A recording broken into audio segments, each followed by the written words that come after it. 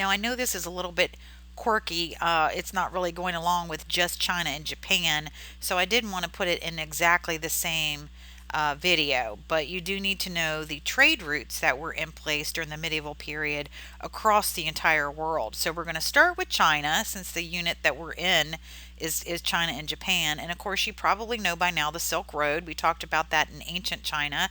Now it's medieval, and it's very much set in place. So the Silk Road, you don't have to know every good that you see on the map in front of you. The only ones I want you to know is for India, China, and Persia. So all you have to know is the things that I have written down coming out of each of those places. Of course, there's way more than that, and I'm not trying to slight it, but these are the ones that were most prominent. That was kind of their cash cows. And so those are the ones that I want you to know.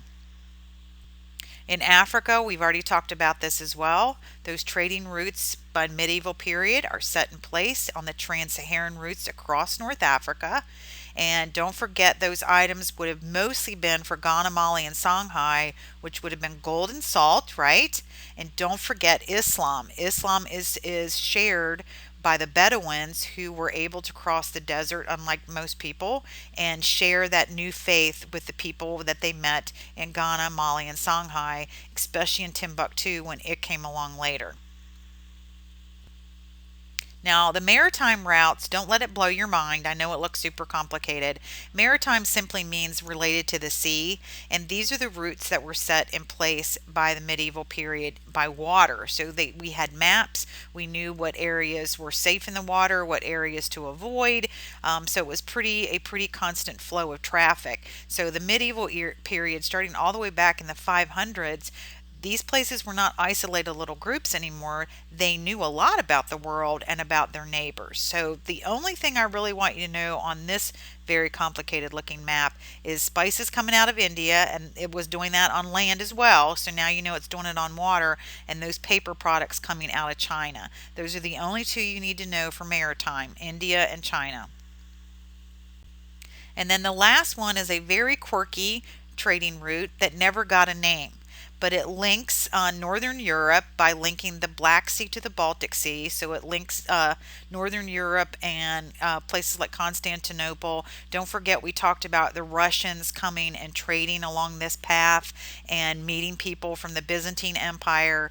And then they came back to Constantinople and fell in love with the Byzantine culture, took it home to Russia with them. So this path was very well used. Amber was the big item, and Russians loved that, and so did the people from Constantinople. So it got them to talk to one another. Now, amber is actually fossilized tree sap, and you can find it all over the world, but one of the best places to go to find it is the Baltic Sea.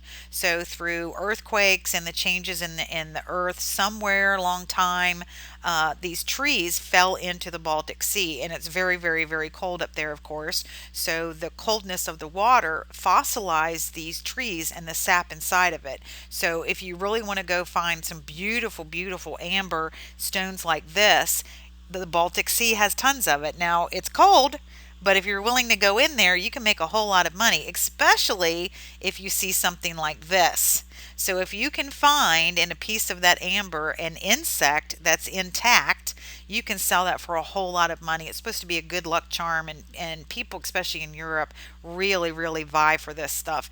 Not so sure I'd want to carry a spider around my neck on a necklace, whether it was dead or alive. But there you go. That's what everybody likes it for. So this is the end of this super quick trade route. Hope you didn't have to stop too many times and write all this stuff down. So once we're out of this, we will continue on with medieval China and Japan.